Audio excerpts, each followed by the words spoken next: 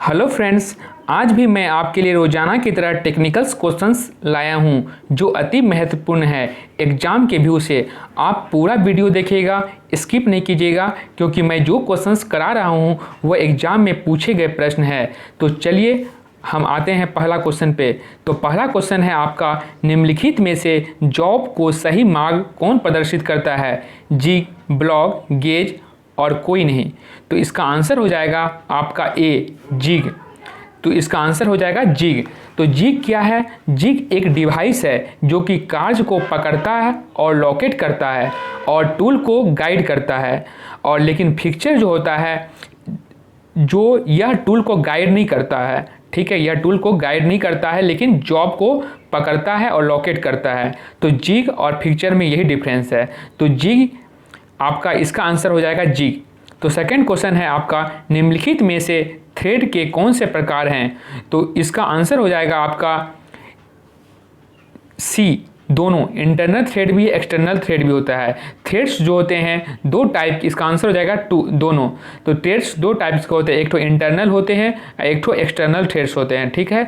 Internal threads और external threads. Internal threads में जो होता है टैप का यूज होता है, हम लोग टैप का यूज करते हैं। इसका प्रयोग किसी हॉल या बोर्ड के अंदर थ्रेड करने के लिए किया जाता है। और एक्सटर्नल थ्रेड जो होता है उसमें डाई का उपयोग करते हैं, क्योंकि इसको उसमें हम लोग डाई का उपयोग करते हैं। बाहरी थ्रेड काटने के लिए इसका उपयोग किया जाता है, डाई का, ठीक है।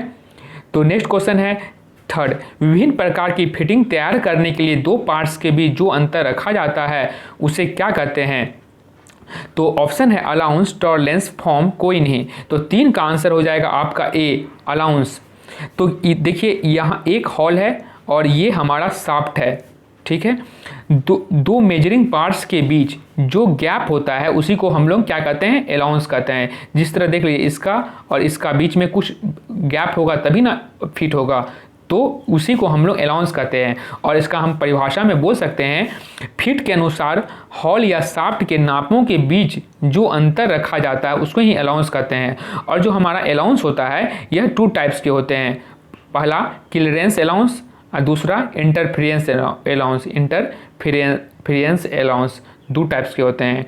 तो अब नेक्स्ट क्वेश्चन है आपका 4 नंबर, रॉड की थ्रेड्स में बाहर का जो डाई होता है उसे कहते हैं। तो उसे क्या कहते हैं? मेजर डाई, माइनर डाई, दोनों, कोई नहीं। तो 4 का आंसर हो जाएगा आपका ए, मेजर डाई। मेजर डाई क्या होता है? जब हमारा ये देखिए, ये मान लीजिए थ्रेड है हमारा, ये हमारा ऐसे थ्रेड्स रहता है, ठीक है। तो ये और नीचे में भी हमारा ऐसे ही थ्रेड्स बना होता है, ठीक है। तो ऐसे ही थ्रेड्स बना होता है। तो हम क्या करेंगे, ये वाला ये पार्ट्स और ये पार्ट्स जो होता है, इसका जो बीच का जो दूरी होता है इसको हम लोग क्या कहते हैं? आपका मेजर डाई। इसको हम लोग कहते हैं मेजर डाई। और ये दोनों जो बीच है, इसका बीच और इसका बीच, ये दोनों का बीच का जो अंतर होगा इसको हम लोग क्या कहते हैं? माइनर डाई, ठीक है। तो अब नेक्स्ट क्वेश्चन पे आते हैं 5 नंबर, जहां पर थ्रेड्स के दोनों साइड नीचे की ओर आकर मिलते हैं वह क्या कहलाते हैं? Bottom, crest, angle, root. तो 5 का आंसर हो जाएगा आपका डी, उसको क्या कहते हैं? रूट कहते हैं। देखिए यहाँ आपको बताए थे कि जैसे यहाँ आपका ये थ्रेड्स है हमारा, ऐसा थ्रेड्स होता है, ठीक है। तो यहाँ क्या है कि जहाँ दोनों पार्ट्स आकर के ये भी आकर मिलते हैं और ये भी आकर जहाँ मिल जाए उसी को हम लोग क्या कहते हैं? रूट कहते हैं। तो इसमें यही बताया गया है। तो नेक्स्ट क्वेश्चन भी हम देखते हैं कि रॉड के ऊपर थ्रेड्स लाइन को खींचने पर जो शेप बनता है उसे क्या कहते हैं? तो 6 का आपका आंसर हो जाएगा ए, उसको क्या कहते हैं? एंगल कहते हैं, एंगल। तो वहाँ जहाँ पर थ्रेड्स लाइन को खींचने पर शेप बनता है, यहाँ थ्रेड करेंगे तो यहाँ कुछ ना कुछ शेप बन जाएगा, ठीक है। तो उसी को हम लोग क्या कहते हैं? एंगल कहते हैं। और नेक्स्ट क्वेश्चन है 7 नंबर, थ्रेड के ऊपरी भाग टॉप का आकार कैसा होता है? तो 7 का आंसर हो जाएगा आपका सी, दोनों होता है। गोल भी होता है, कहीं देखिएगा गोल होगा, कहीं जो होगा स्क्वायर टाइप का होगा। तो इसका आंसर हो जाएगा दोनों। 8 नंबर क्वेश्चन है, किसी थ्रेड के रूट और क्रेस्ट को मिलाने से जो रेखा बनती है कहलाती है, उसको क्या कहते हैं? तो 8 का हो जाएगा आपका आंसर बी, उसको हम लोग क्या कहते हैं? फ्लैंक कहते हैं। तो यह देखिए यहाँ ये थ्रेड है हमारा, ऐसा थ्रेड बना, ठीक है। तो थ्रेड का ये रूट है और ये क्रेस्ट है। का ये जो मिलाने वाली जो रेखा होता है ये, इसको हम लोग क्या कहते हैं, फ्लैंक कहते हैं। तो क्वेश्चन यही बोल रहा है। तो 9 नंबर क्वेश्चन है, वर्ड्स किस आकार की होती है? तो वर्ड्स जो होता है हमारा वो त्रिभुजाकार आकार का होता है, ठीक है, और ट्रायंगुलर शेप का होता है। वर्ड्स हमारा जो होता है वो ट्रायंगुलर शेप का होता है। और नेक्स्ट क्वेश्चन है 10 नंबर, नक्कल थ्रेड किस आकार का होता है? नक्कल थ्रेड जो होता है 0 डिग्री एंगल को भी हम लोग नक्कल थ्रेड कहते हैं। ये अधिकतर रेलवे की कपलिंग में यूज होता है नक्कल थ्रेड, ठीक है। यह जो होता है अर्धगोलाकार होता है, यह अर्धगोलाकार होता है नक्कल थ्रेड, ठीक है। 11 नंबर क्वेश्चन है, एकमी थ्रेड का एंगल कितना होता है? एकमी थ्रेड का एंगल बहुत ही इंपॉर्टेंट क्वेश्चन है। इसका आंसर होगा आपका 29 डिग्री। एकमी थ्रेड का जो एंगल होता है वो 29 डिग्री का होता है, ठीक है। और इसके साथ ये भी हम जान लेंगे कि BSF कभी कभी पूछ देता है, BSF स्क्रू थ्रेड का एंगल कितना होता है?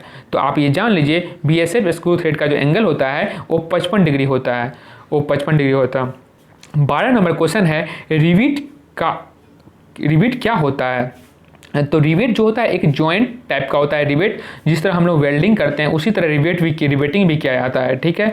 तो रिवेट जो होता है परमानेंट नहीं होता है, लेकिन जो आपका वेल्डिंग होता है वो परमानेंट होता है।